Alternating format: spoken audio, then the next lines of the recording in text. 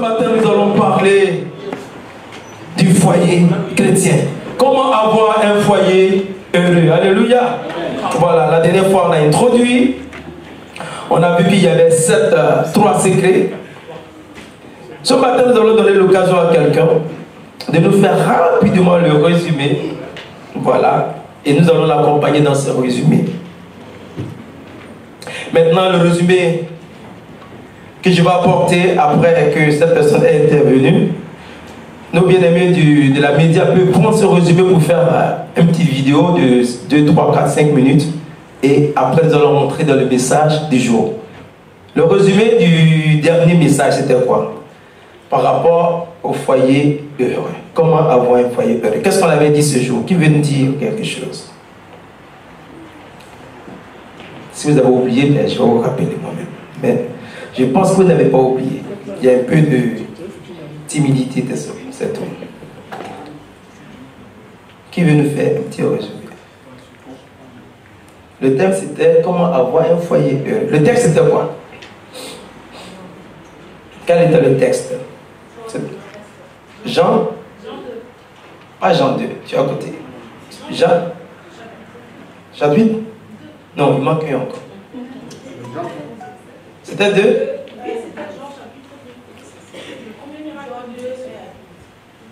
Non, c'est vrai. Elle reste sur sa décision et ça c'est bien. Et qu'est-ce qu'on avait dit ce jour-là? Brièvement, dans l'introduction. Vas-y. On avait parlé de bâtir son foyer en invitant Jésus dans son foyer. En bâtissant son foyer sur Jésus, on va dire. D'accord. En fait, on avait dit ce jour-là.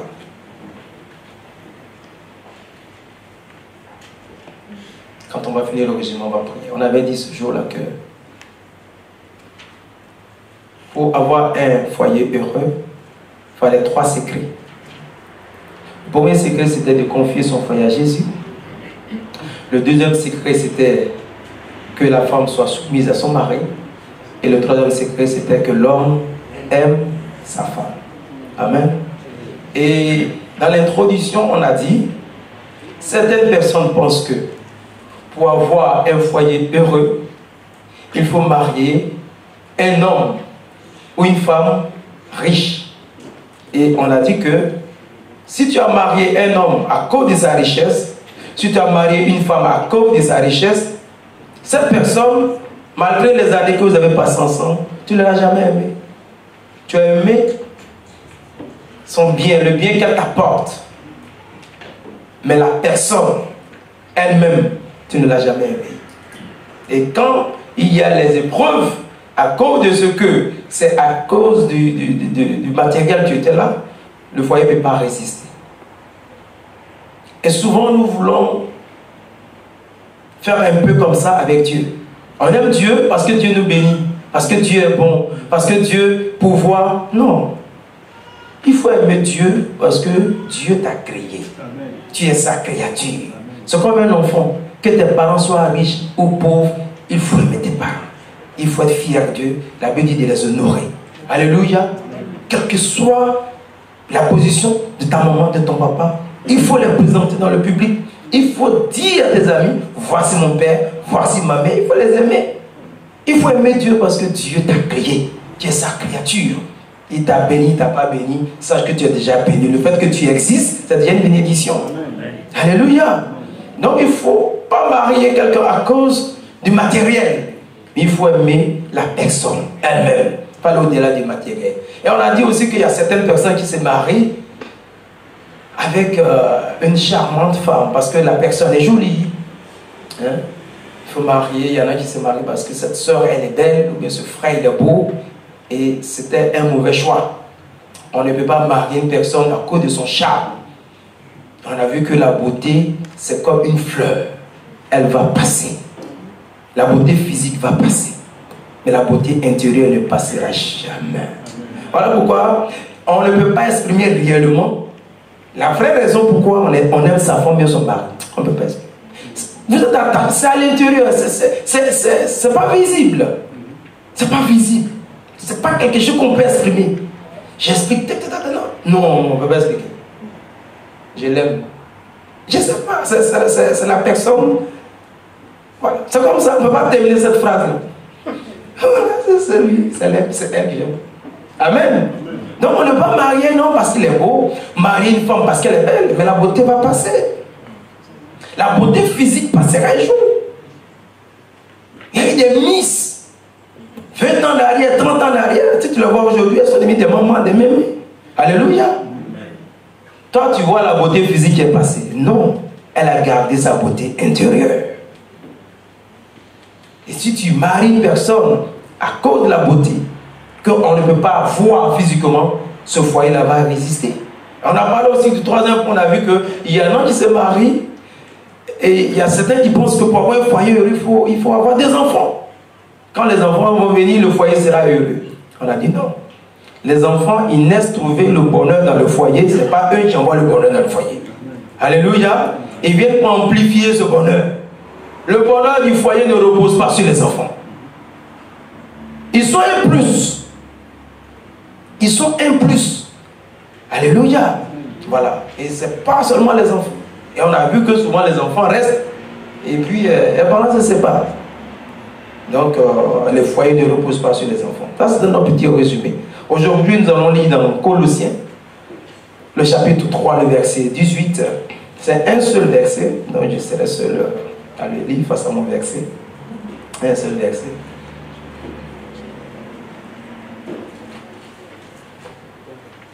Et comme on parle de la famille, on parle du foyer, je vais inviter une charmante dame, l'élu de mon cœur, la princesse de ma maison. Elle va venir ici devant et elle va prier pour le message. Alléluia. Nous sommes dans le contexte, il faut rester dans le contexte. Que Dieu bénisse maman Geneviève, on peut l'acclamer. Elle va prier avec que Dieu nous parle ce matin, que sa parole vraiment nous fasse du bien. On prie. Seigneur, mon âme bénit ton nom ce matin et te rend toute la gloire parce que tu es Dieu. Merci pour cette grâce que tu nous fais ce matin d'être en ta présence.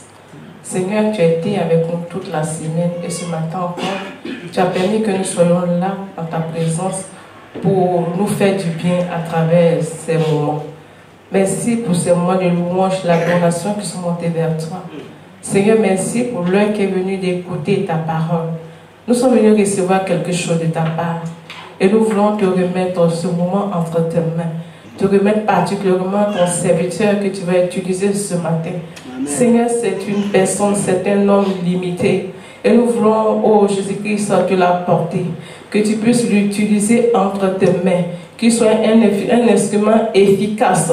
Que tout ce que, Seigneur, tu mettras de sa bouche, tout ce qui sortira de sa bouche, soit vraiment une bénédiction pour Amen. Ton peuple ce matin. Amen. Seigneur, nous voulons nous opposer à tout esprit de lutteur, nous opposer à tout esprit de sommet, tout esprit de distraction qui sont en ce lieu, Seigneur, pour nous empêcher de recevoir quelque chose. Que cela soit vaincu au nom de Jésus. Nous renversons leur pouvoir au nom de Jésus. Et qu'à travers ta parole, Seigneur, des cœurs soient libérés, des foyers soient bénis au nom de Jésus, des enfants soient bénis au nom de Jésus. La jeunesse aussi reçoive quelque chose au nom de Jésus. Seigneur, nous voulons que toi seul, tu nous parles en cet instant précis et que la gloire, l'honneur, la louange et la puissance te reviennent au nom de Jésus. Amen. Amen. Merci. J'ai essayé mais je n'ai pas pu, donc j'ai dû enlever le costume. Excusez-moi. Et ce matin, nous allons voir le deuxième point. Principalement, le premier point qu'on a vu, c'était pour réussir, pour avoir un foyer heureux, il faut confier ton foyer à Jésus. C'est ce qu'on a vu la dernière fois. Et nous avons vu dans Jean, le chapitre 2, comme notre sœur l'a dit tout à l'heure, que Jésus, il a été invité à une noce, au nom de Cana. Et à ce mariage, bien organisé, quelque chose va se passer. Pendant que la fête était belle, la Bible nous signale que le vin a manqué. Et lorsque le vin a manqué, il y a eu un déséquilibre. Et nous avons vu à partir de ce verset, que le foyer bien constitué, qui a bien commencé, à un moment donné, quelque chose va manquer. Et c'est ce manque-là qui va créer un vide. Et le vide va créer la séparation. Souvent, ça peut être une séparation de corps, et ça finit par un divorce. Est-il que le divorce vient d'un manque? Ça peut être un manque de respect, un manque de communication, voilà, un manque de fidélité, et le manque va provoquer la séparation. Et nous avons vu que Jésus étant à ce mariage, lorsqu'il y a eu un manque, tout de suite le Seigneur va se manifester et il va combler le manque. Et la fête va continuer, le foyer va continuer. Alléluia. Quand il y a des manques, et que ce foyer appartient à Jésus, parce qu'il était invité à ce mariage, alors le Seigneur agit. Et je vous ai dit que quand Jésus est dans ta vie, quand Jésus est dans ta maison, ton bonheur c'est son bonheur, tes problèmes ce sont tes problèmes. Il participe. Il participe. Quand tu pleures, il pleure avec toi. Quand tu te réjouis, il se réjouit avec toi. Dès qu'il y a eu le manque, le Seigneur va se manifester, il va combler le manque, et puis le vide va quitter, et puis la fête va continuer de plus belle. Et nous avons vu l'importance de confier son foyer à Jésus. Souvent, on est surpris, des gens sont mariés, seulement quelques jours après, et comme notre soeur nous avait dit, souvent une semaine après, d'autres se séparent. Une semaine après, j'ai eu les échos d'un couple, pendant qu'ils déballaient les cadeaux, ils se sont séparés. Déballaient les cadeaux, ils ont commencé à discuter, et il y a un qui a dit, si c'est comme ça, on arrête, en même temps, l'autre dit, bon, ça suffit même. Et ils sont séparés. Déballage des cadeaux.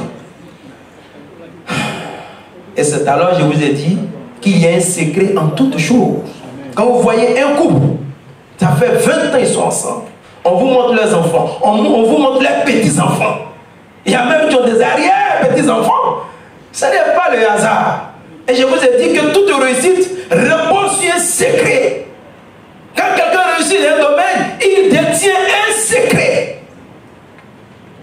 Et la réussite du foyer, pour que le foyer soit heureux, la famille chrétienne soit bénie, il y a un secret. Et le premier secret, c'était de confier son foyer à Jésus. Et je vous ai appris au mot. Parce que quelqu'un peut dire, mais les inconvertis qui ne sont pas chrétiens, et puis bon, leur foyer existe. Oui, c'est comme, comment on appelle ça, une structure, ce bâtiment-là. Et puis le fondement, je suppose que ce bâtiment repose sur 4 fondements. Et puis tu as enlevé un fondement, un pilier. Ça va rester.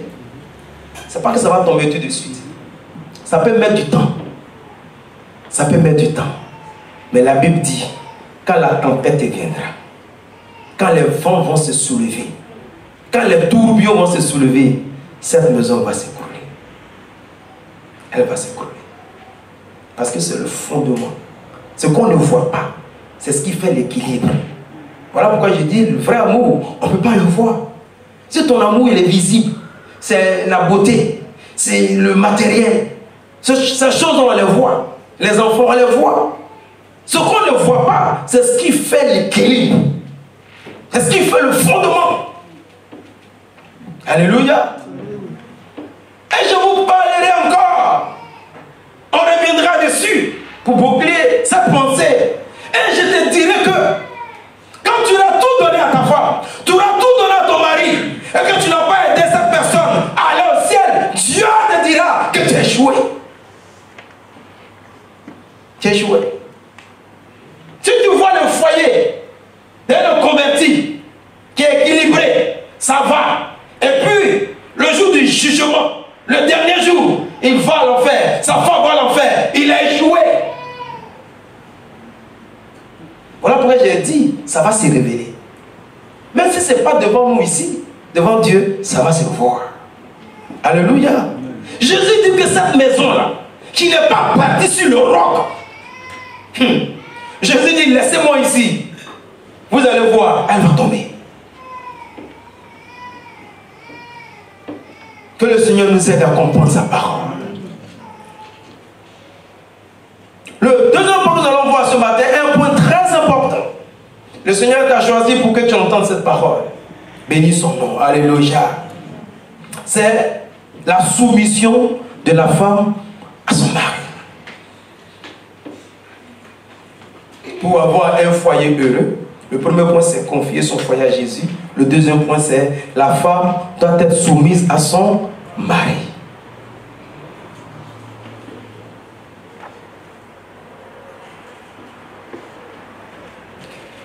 Et ce matin, nous allons développer 4 points pour la média. Le premier point, c'est que nous allons voir la définition de la soumission. Le deuxième point, c'est le combat du monde moderne. Le combat du monde moderne. Le troisième point, c'est les conséquences de l'insoumission. Et le quatrième point, qui sera le dernier, c'est la bénédiction qui accompagne la soumission. La définition de la soumission, le combat du monde moderne, les conséquences de l'insoumission et la bénédiction qui accompagne la soumission. Dans notre texte du jour, Colossiens le chapitre 3, le verset 18, il est écrit « Femme, que chacune soit soumise à son mari comme il convient dans le Seigneur. » Que chaque femme soit soumise à son mari comme il convient dans le Seigneur. En un mot, Dieu dit que la femme, l'épouse, doit être soumise à son mari. La soumission dont la Bible nous parle ici, il faut bien écouter, parce que tu seras beaucoup béni, très béni ce matin. La soumission dont la Bible parle ici, ce n'est pas le fait d'obliger une femme à se rabaisser devant son mari. Non. Ce n'est pas le fait de rabaisser une femme, l'obliger à se rabaisser. Ni par contrainte, ni par violence. C'est pas ce que la Bible dit. Nous allons voir la définition de la soumission dont la Bible parle. La soumission de la femme dont la Bible parle ici, c'est le fait d'accepter volontairement que ton époux soit le chef de la famille.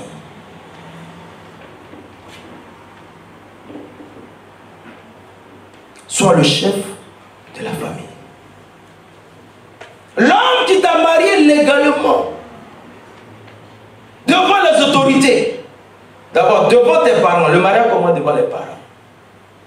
Après les parents, les autorités. Après les autorités, l'église. Comme le pasteur Yoel l'a dit, l'église bénit.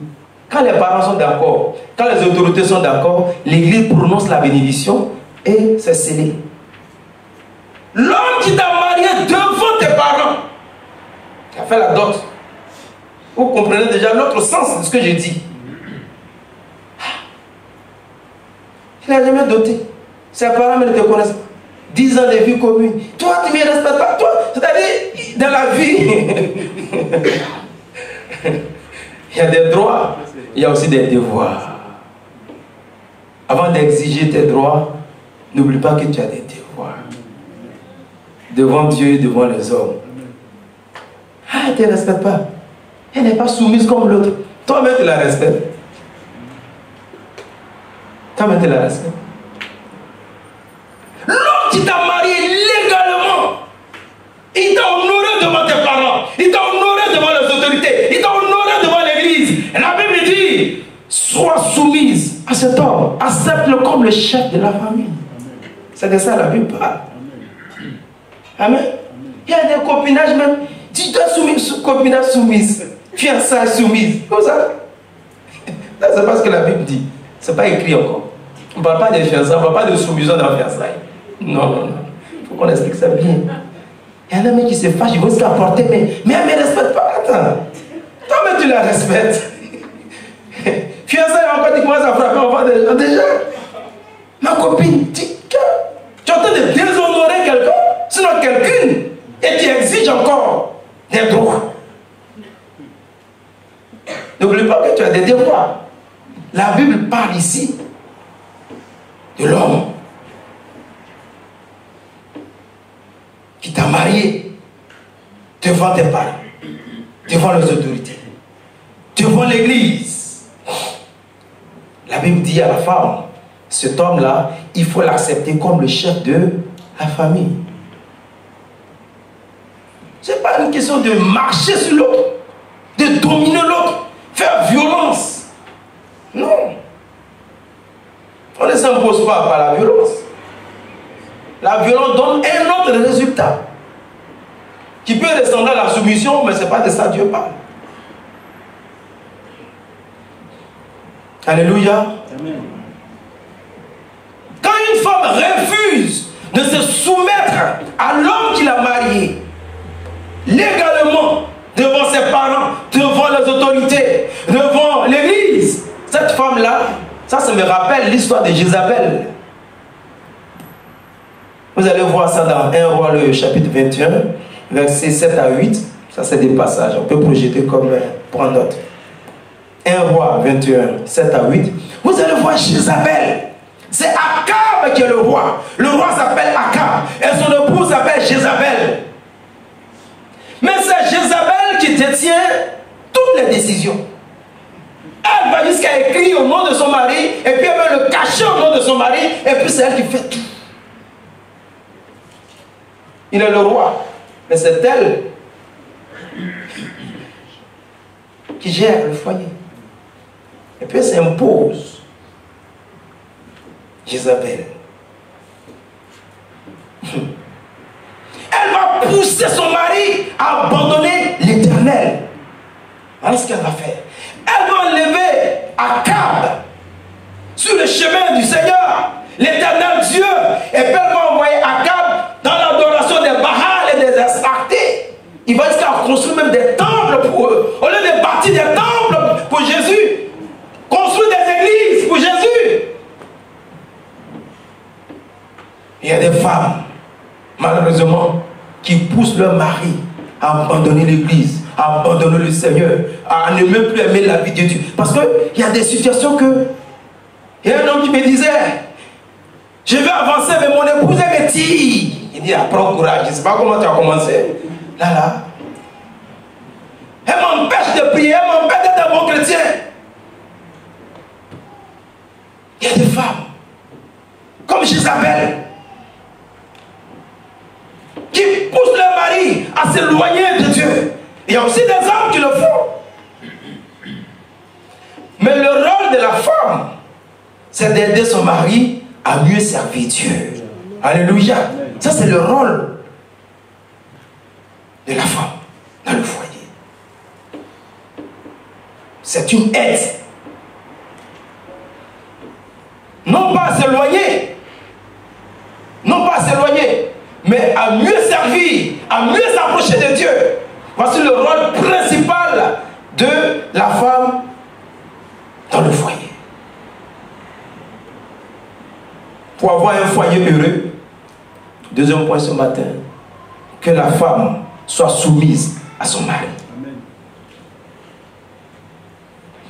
La soumission de la femme est une humiliation pour le monde moderne. Deuxième point. C'est-à-dire, quand on parle de la femme doit se soumettre à son mari, le monde moderne, pour le monde moderne, c'est une humiliation. Le monde moderne refuse que la femme se soumette à son mari. Pour le monde moderne, c'est un manque de respect. C'est une diffamation, c'est comme si on rabaissait la femme. Le monde moderne refuse que la femme soit soumise à son mari.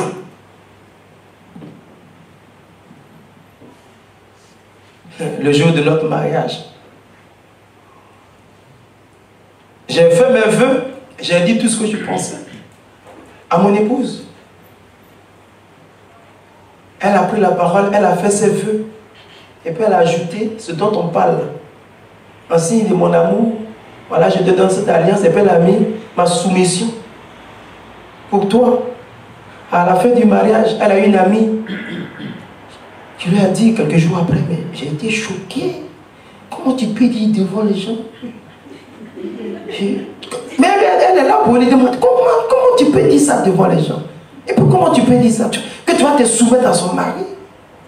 Je vous assure, une intellectuelle, une femme, je ne veux pas tout dire parce qu'elle va se reconnaître. Quoi?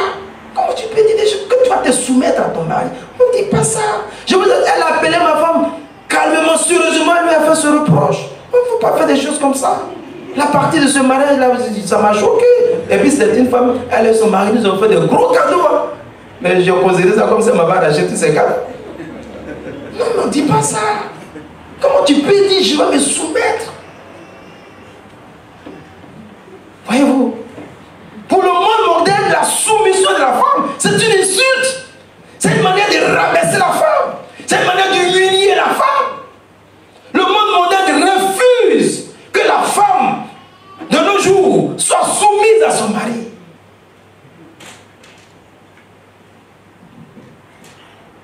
Et il lutte pour ça. Il lutte pour ça. Il lutte contre la soumission de la femme. Mais pendant que le monde moderne lutte pour l'émancipation de la femme, l'homosexualité est légalisée. L'avortement est légalisé. La prostitution même est légalisée. Il ne nous apprend rien. Est-ce qu'on se comprend? Ça vous dit que cette œuvre-là, elle est purement du diable.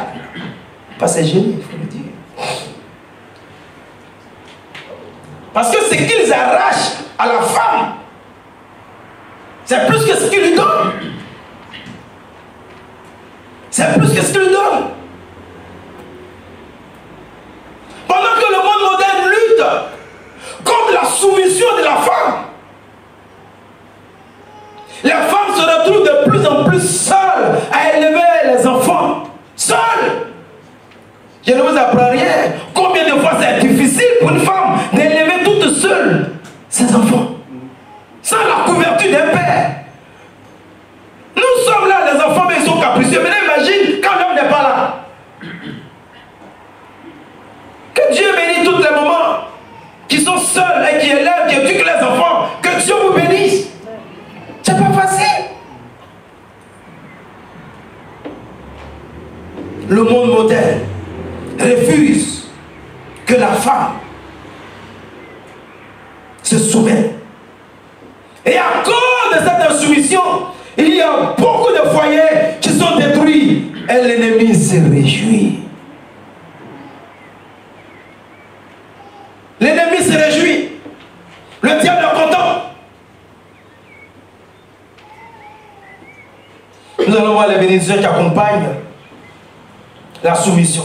Vous allez voir pourquoi Dieu veut que la femme soit soumise à son mari.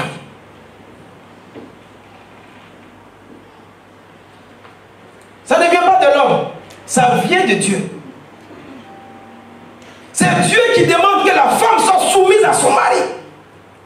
Et si le Seigneur l'a dit, ce n'est pas pour retrancher, ce n'est pas pour rabaisser la femme. Le Seigneur l'a dit, c'est pour honorer la femme et lui donner sa position, honorer son rôle dans la société. Dieu veut élever la femme à travers de cette parole. Est-ce que nous allons voir? Alléluia. Principalement, c'est pour deux raisons. La première raison pour laquelle Dieu demande à la femme de se soumettre à son mari, c'est de la protéger, mon frère. Dieu, à travers cette parole-là, il veut protéger la femme dans cette société où les plus forts mangent les plus faibles. Et la deuxième raison, c'est pour honorer la femme.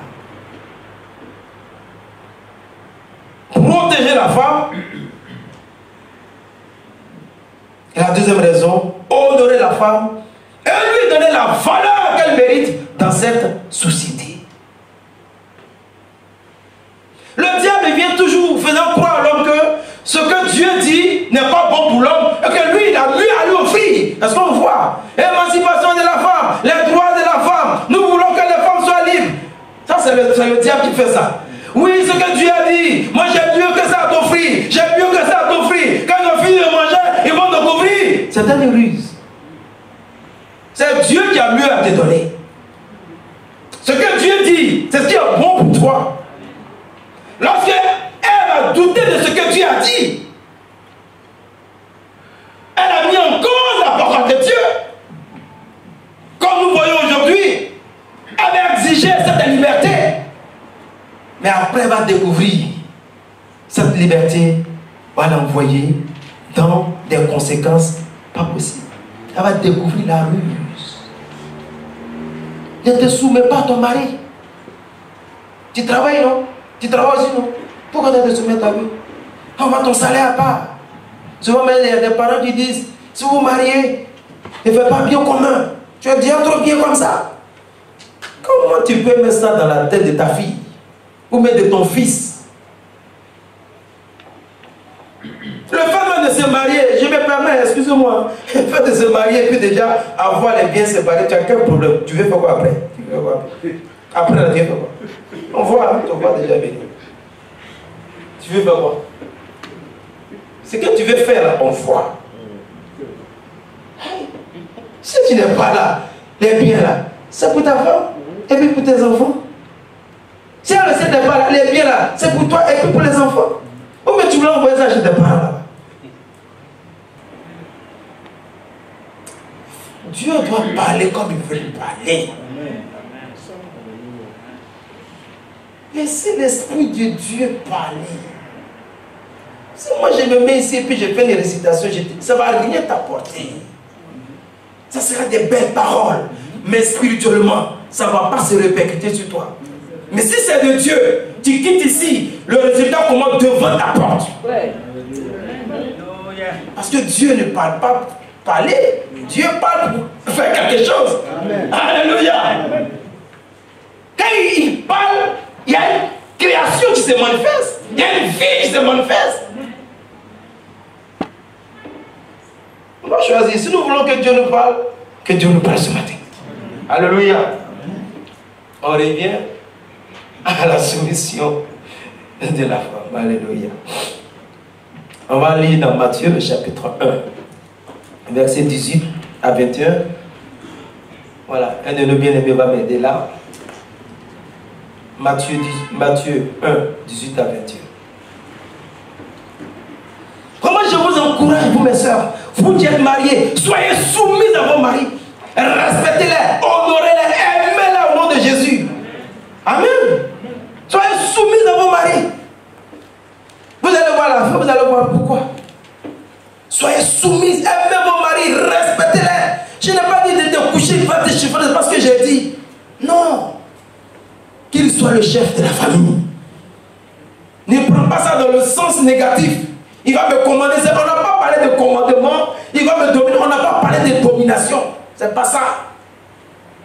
On a parlé du sens de responsabilité. Amen. Même quand tu as quelque chose à dire, tu dis quand mon mari va venir, amen, je vais l'appeler, je vais le consulter. Alléluia. Amen. Alors que tu connais même ce qu'il va dire, mais expressement, tu le valorises. Parce que tu portes son nom. Tes enfants portent son nom. Amen. Pas écouter cette voix qui te dit non, de nos jours, il n'y a pas de nos jours, rien ne change. Rien ne change. De nos jours, Dieu reste Dieu. L'église reste l'église, la parole de Dieu reste la parole de Dieu. Honore, même si ton salaire est plus élevé que le salaire de ton mari, il faut te soumettre à ton mari. On n'a pas parlé d'argent, on n'a pas parlé des biens, on n'a pas parlé du matériel. On parle de la soumission dans le sens spirituel. On y va, bien-aimé. Matthieu chapitre 1, à partir du verset 18. Voici de quelle manière arriva la naissance de Jésus-Christ. Marie, sa mère, ayant été fiancée à Joseph, se trouva enceinte par la vertu du Saint-Esprit, avant qu'ils eussent habité ensemble. Verset 19. Joseph, son époux, qui était un homme de bien et qui ne voulait pas la diffamer, se proposa de rompre secrètement avec elle. Comme il pensait, voici un ange du Seigneur lui apparut en songe et dit: Joseph, fils de David, ne crains pas de prendre avec toi Marie, ta femme, car l'enfant qu'elle a conçu vient du Saint-Esprit. Verset 21. Elle enfantera un fils et tu lui donneras le nom de Jésus. C'est lui qui sauvera son peuple de ses péchés. Tout cela arriva afin que s'accomplisse ce que le Seigneur avait annoncé par le prophète. Voici, la Vierge sera enceinte, elle enfantera un fils et on lui donnera le nom d'Emmanuel, ce qui signifie Dieu avec nous. Joseph s'étant réveillé, fit ce que l'ange du Seigneur lui avait ordonné, et il prit sa femme avec lui. Mais il ne la connut point jusqu'à ce qu'elle eût enfanté un fils, auquel il donna le nom de Jésus. Amen. Merci, bien-aimé. Dieu te bénisse. Alors, nous voyons ici l'ange Gabriel qui va vers Marie. Elle était encore vierge. Et l'ange Gabriel lui dit que le Saint-Esprit viendra sur toi, te couvrira de son nom et tu seras enceinte.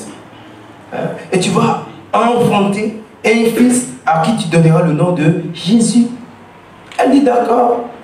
Moi je ne connais pas d'homme. Je ne sais pas comment ça va se passer. Je n'ai jamais vu une femme tomber enceinte sans un rapport. Mais je suis la servante du Seigneur. Que la volonté de Dieu soit faite. Quelques jours après, quelques temps après, Marie est enceinte. Joseph dit, tu dis quoi? Depuis que le monde monte, tu as une fois vu une femme enceinte sans rapport, toi tu vas tromper et c'est fini entre nous. Il était dans sa logique. Elle dit non, je ne sais pas comment ça s'est passé, c'est enceinte. Il dit, mais tu vas essayer malade, mais quoi? C'est fini. Tu vas tromper. Il avait raison. Amen. Mais, qu'est-ce qui va se passer? Permettez-moi de vous poser la question. Joseph décide de se séparer discrètement de Marie. N'est-ce pas? Mais je vais vous poser la question. Est-ce qu'ils se sont séparés? Est-ce que Joseph a pu se séparer de Marie? Est-ce que le diable a pu les séparer? Est-ce que les démons ont pu les séparer? Est-ce que les hommes ont pu les séparer?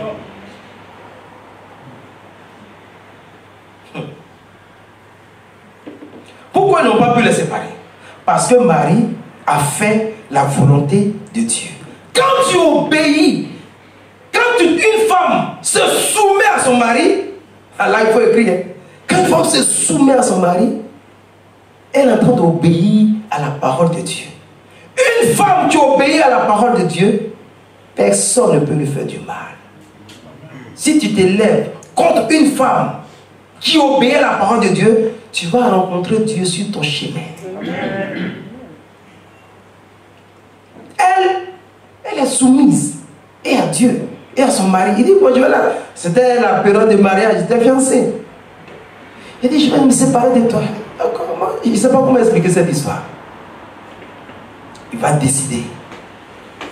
Mais c'est là que Joseph va nous démontrer que quand une femme, parce que l'obéissance, la soumission à son époux, c'est l'obéissance à la parole de Dieu. C'est la parole de Dieu qui te dit de te soumettre à ton mari. Ce n'est pas un homme qui te le dit. Ce n'est pas moi qui l'ai écrit, c'est écrit là ce matin.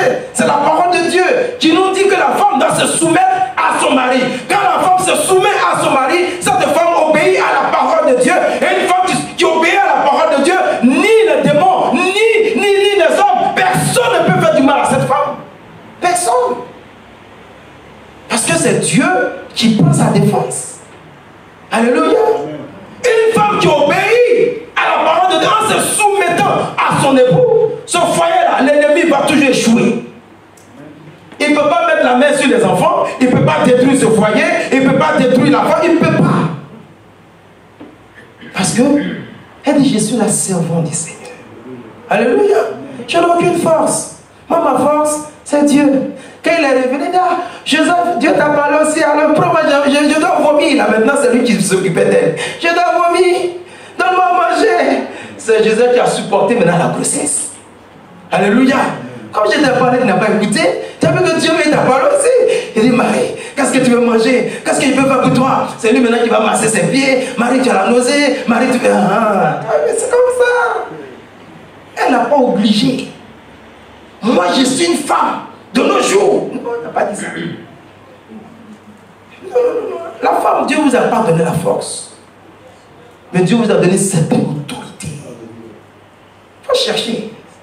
Tu as ça. Tu as une autorité. Tu as une certaine force, mais elle n'est pas physique. Toi, tu n'as pas la force physique, c'est toi qui veux bagarrer avec ton mari. Mais bon, tu tapes sur ta bouche. Ouais, vas-y. Ah, il a déjà tapé, et puis le pasteur va dire, frère, il faut plus recommencer. Il va recommencer encore. Alléluia. Ah. Vous avez vu?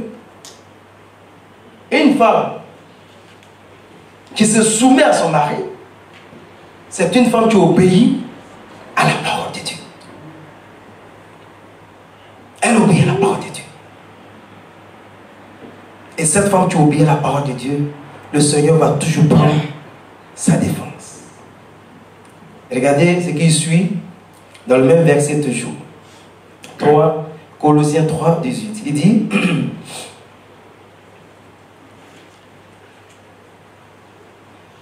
Il dit femme, que chacune soit soumise à son mari, comme il convient dans le Seigneur. Comme il convient dans le Seigneur. Dieu parle à ses enfants. Dieu ne parle pas à tout le monde. Dans le Seigneur. Nous les chrétiens, nous avons une conception. Nous avons un raisonnement. Nous avons une manière de vivre. Dieu parle à son église comme il convient dans le Seigneur. Pas pour les autres. Pas comme les autres. Mais dans le Seigneur. Nous avons notre manière de voir les choses. Nous avons notre manière de faire les choses. Selon la parole de Dieu. Vous allez voir dans notre religion, on dit à la femme là-bas, non seulement elle doit être soumise, mais quand son mari va envoyer 2, 3 femmes à la maison, elle doit encore accepter ça. Elles sont bien, elles se contentent et elles se sentent bien. Alléluia. C'est dans la religion. C'est ce qu'on leur dit. Elles ne se plaignent pas.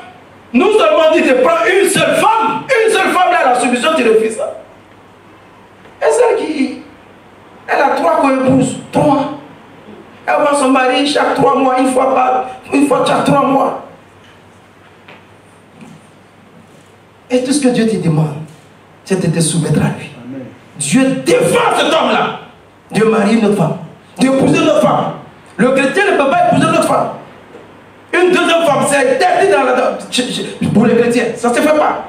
Mais quand tu te convertis, et que déjà, avant ta conversion, tu avais déjà 2, 3, 4 femmes, on ne te demande pas de te séparer. Mais les hommes de Dieu disent, celle qui veut partir, elle veut partir, mais on ne vous sépare pas. Parce que ça, c'était une période où tu n'avais pas l'Esprit de Dieu. Tu ne connaissais pas Dieu. Quand tu viens à la conversion, si tu as 10 femmes, on te prend avec tes 10 femmes. Amen. Là, toi, tu as gagné, il n'y a pas de problème. Tu as gagné, tu gères ça. Voilà. Mais celui qui s'est converti, et puis s'est marié devant nous ici, ou bien il vient avec une seule épouse, il va aller prendre 2 autres femmes, il va rester là-bas. Non, non, non, non, ça, on n'accepte pas ça. Est-ce que j'explique bien cette partie-là? Voilà. Le chrétien marie une seule femme, jusqu'à ce que la mort vous sépare. Pas 2 femmes. Et dit comme dans le Seigneur. Le Seigneur, c'est à nous, il parle. C'est quelqu'un qui dit, non, c'est comme ça. Pour nous, les chrétiens, pour nous, c'est comme ça. Pour nous, la femme doit se soumettre à son mari. Non, mais il ne faut pas, non, non, non, non. Moi, je ne suis pas dans le monde moderne, non. Moi, je ne suis pas dans le monde moderne. Je suis dans le monde, le royaume de Dieu. Amen. Voilà. Nous sommes sur la terre, mais moi, j'appartiens au royaume des cieux. Amen. Ce que la Bible dit, là, c'est ce que nous on fait. Alors, il dit, comme dans le Seigneur. Dans le Seigneur, c'est comme ça. C'est pas non, moi, ma copine, non, c'est pas fait de ta copine, ou bien, non, non, là, c'est pour les chrétiens, c'est comme ça. La femme doit se soumettre à son mari. Amen. Que le nom de Dieu soit béni ce matin. Et on va finir avec le dernier point.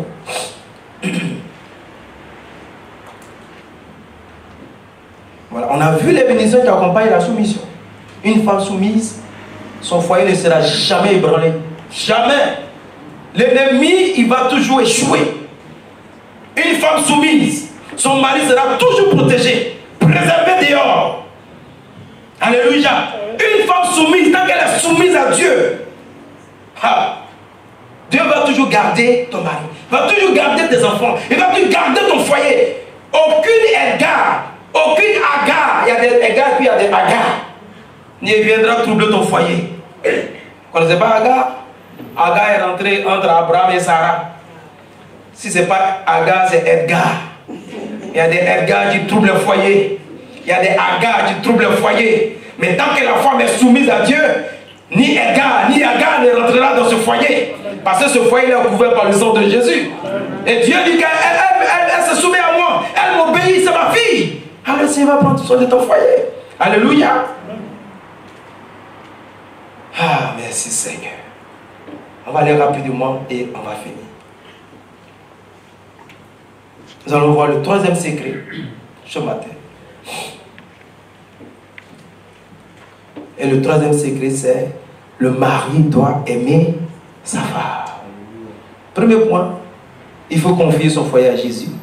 Deuxième point, que la femme soit soumise à son mari. Troisième point, le mari maintenant doit aimer sa femme. Les soeurs vont prendre des laits et les hommes vont commencer à transiter maintenant.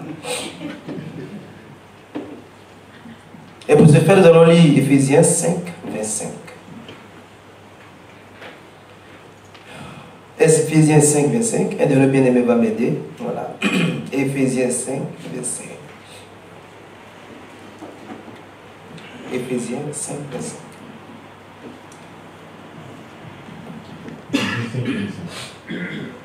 Marie, aimez vos femmes comme Christ a aimé l'Église et s'est livré lui-même pour elle.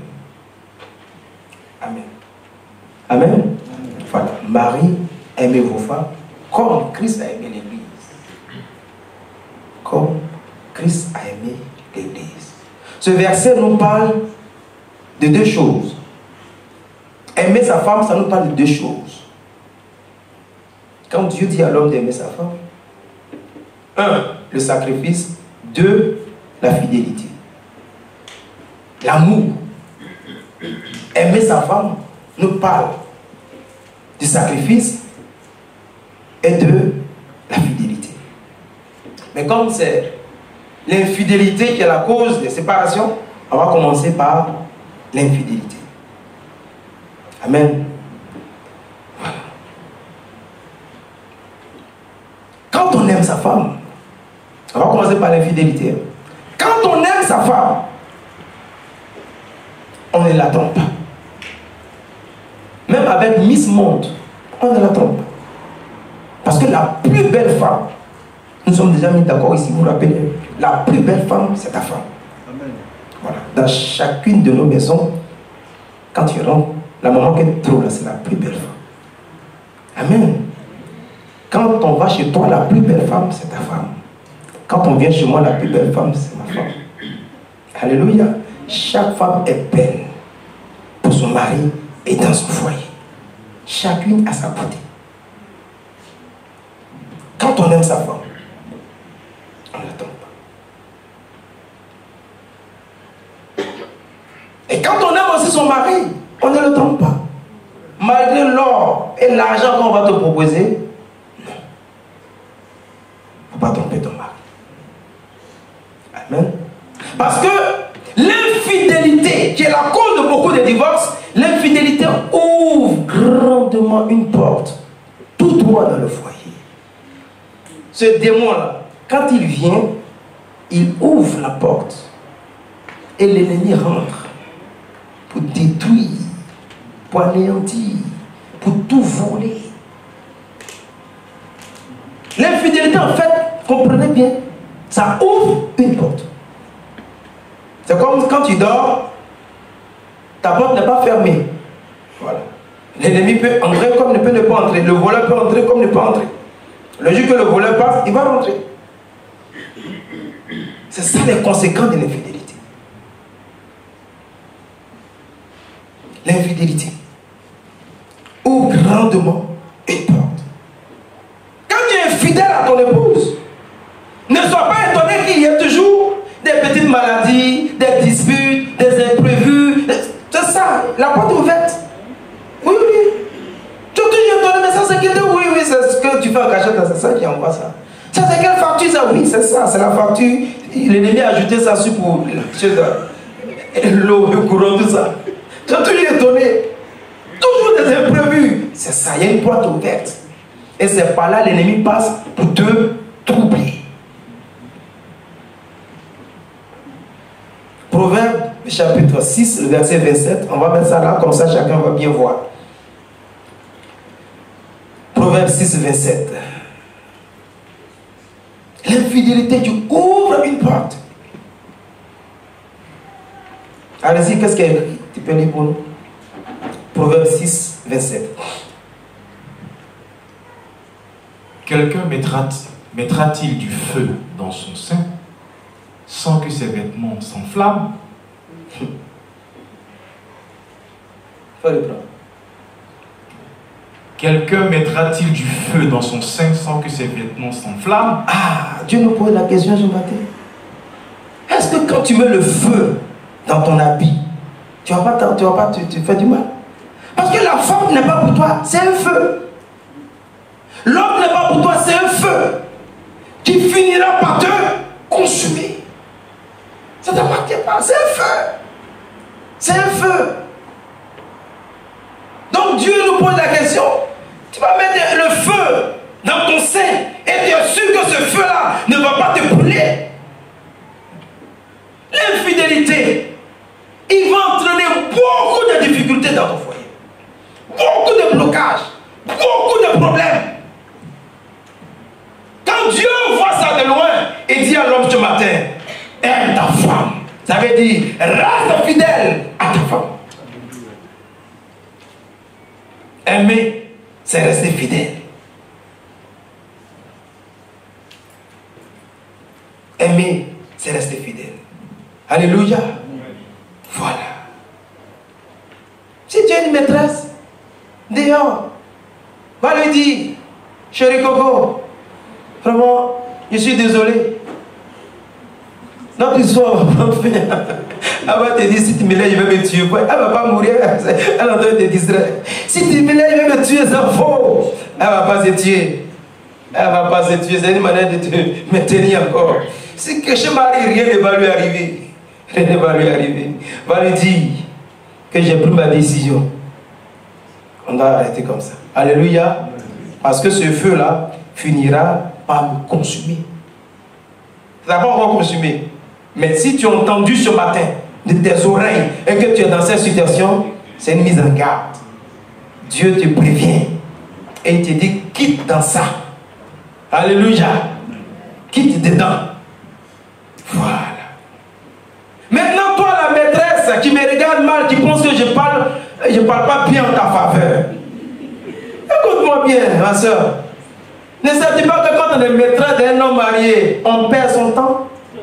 Point d'interrogation. Même si c'est 10 ans, c'est le temps que tu es en train de perdre.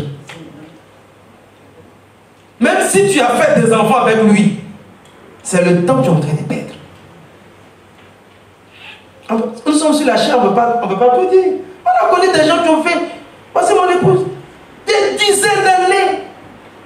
La femme est partie, le monsieur a laissé la maison. Des années plus tard. Ah, moi je vais retourner chez moi. Femme, t'as vu? Et il est retourné. Il demande pardon. Elle dit, mais je t'attendais. La fille a pris de l'âge. Ceux qui pouvaient la marier se sont mariés. Ces promotionnels se sont mariés. Tu perds ton temps. L'amour n'est pas une folie. L'amour qui est comme le feu, là, ça c'est pas amour. Ça c'est passion. Ça on appelle coup de foudre. Non, ça c'est pas de Dieu. Le coup de foudre, ça c'est la chair. L'amour c'est quelque chose qui est doux, calme, paisible. C'est pas que quand tu ne vois pas la personne, ton cœur bat. Pourquoi l'amour peut troubler quelqu'un comme ça? Ton cœur bat. Non. Ça, l'amour ne trouble personne. L'amour parle de la sérénité, la tranquillité, la paix du cœur. Alléluia. Tranquille. Quand tu dors, tranquille. Ton mari est là, t'as bon, mais là, on n'a pas besoin de toucher ce qu'il est. Il est où? Il est là. Pourquoi? Tu es dans le téléphone, tu fuis dans quoi? Pourquoi tu n'as pas la paix? Depuis le matin, je n'arrive pas à manger parce que je n'ai pas répondu. Tu as quel problème? Et bien, ça, chérie, je n'arrivais pas à te joindre, ça va, ta journée c'est bien. Ok. Tranquille. Je t'ai un copain.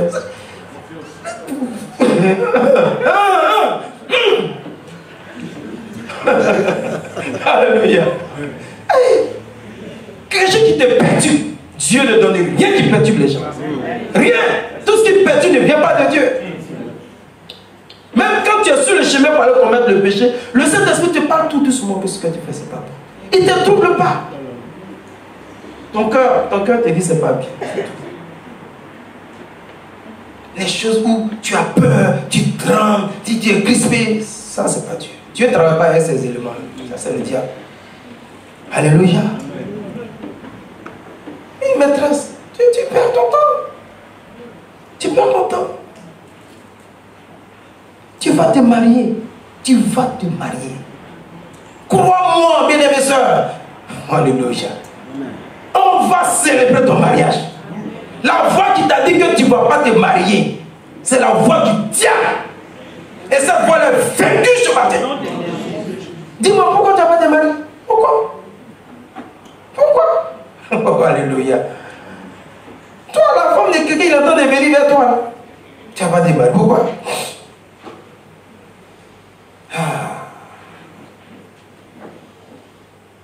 Tu peux reprendre le verset pour nous? Toujours le verset 25. Quelqu'un mettra-t-il du feu dans son sein? Non, peut-être des bases. C'était Ephésiens 5, 25.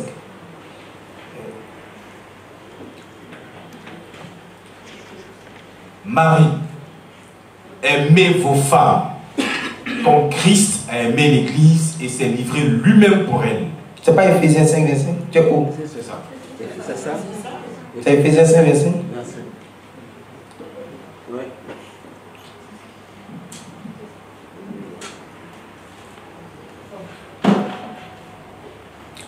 Ephésiens 5, 25. Reprends, vas-y.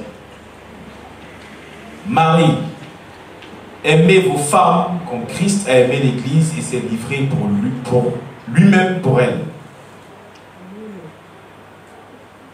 Oui, c'est ça. Merci. Amen.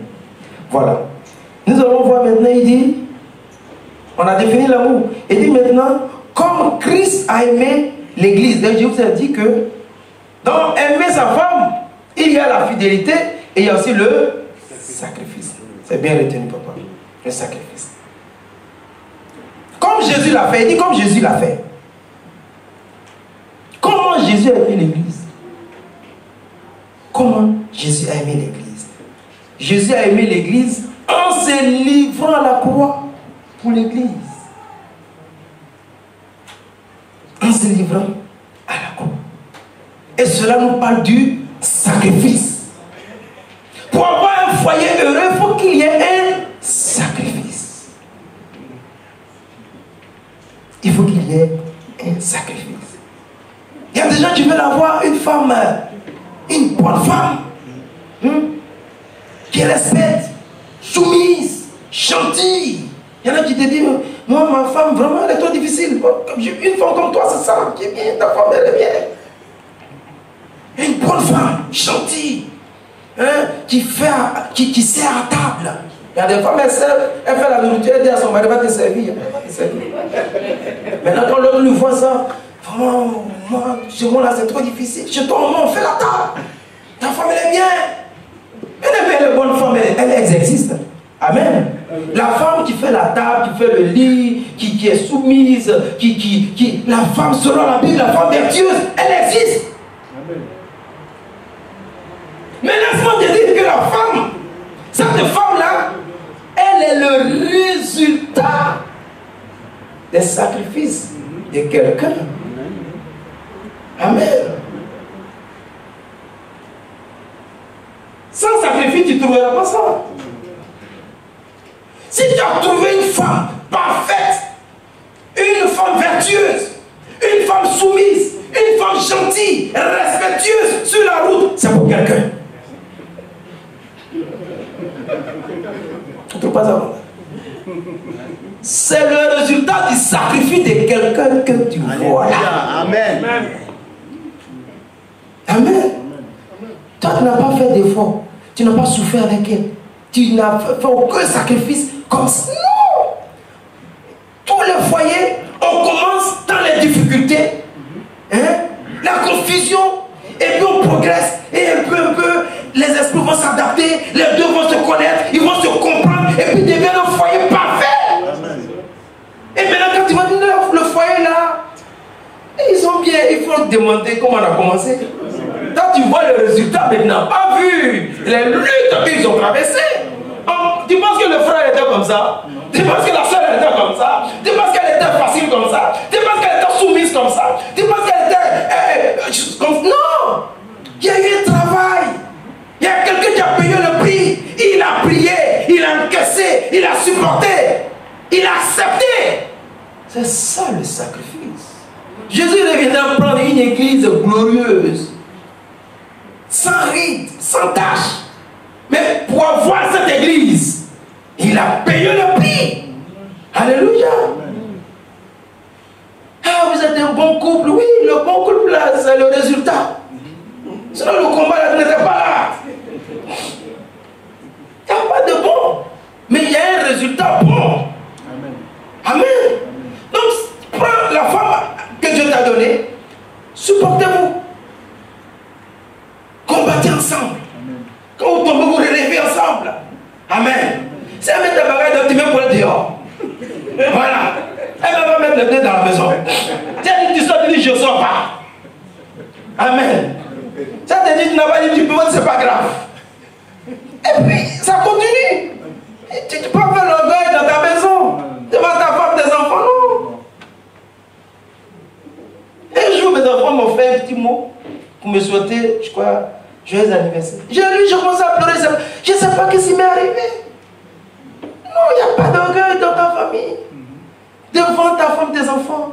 Tu es le plus enfant. Il n'y a pas de mots pour vous expliquer ça.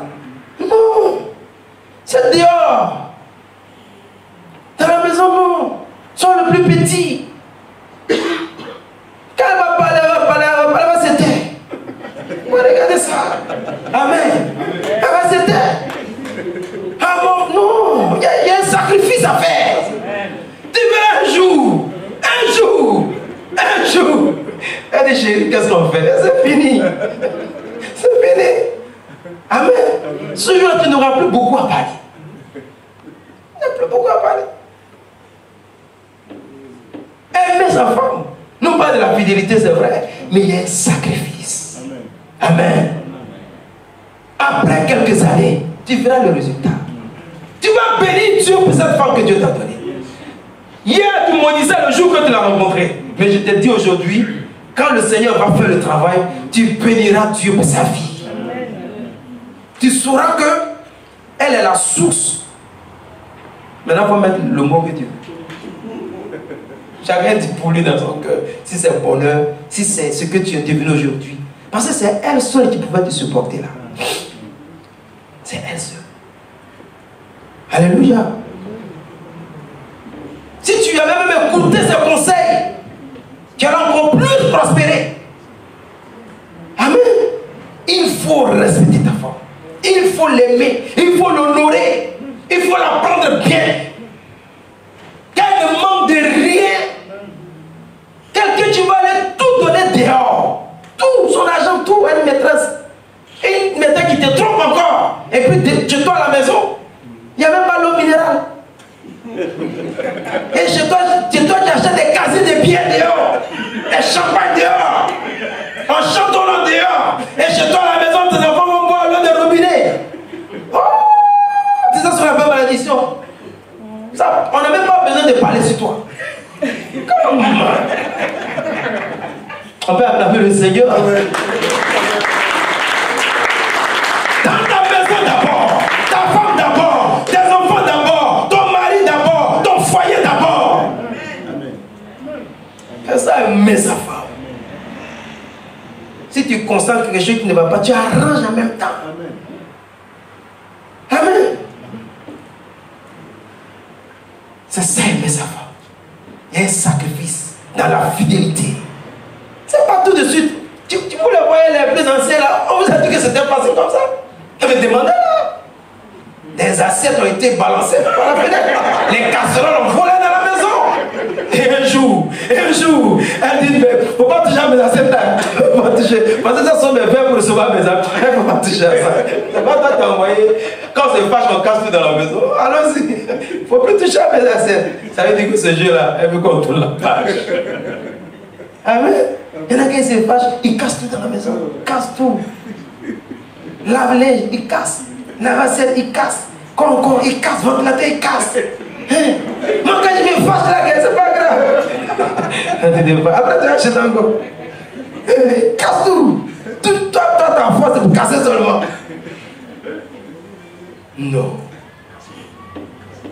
Moi, personnellement, quand j'ai utilisé la parole de Dieu par rapport à ce thème, est-ce que moi j'ai vécu? J'ai vu que le résultat, c'est après des années, c'est pas tout de suite. C'est pas tout de suite. C'est pas tout de suite, on se comprend, on devient un couple parfait. Non, vous êtes bien. Non, on n'était pas bien.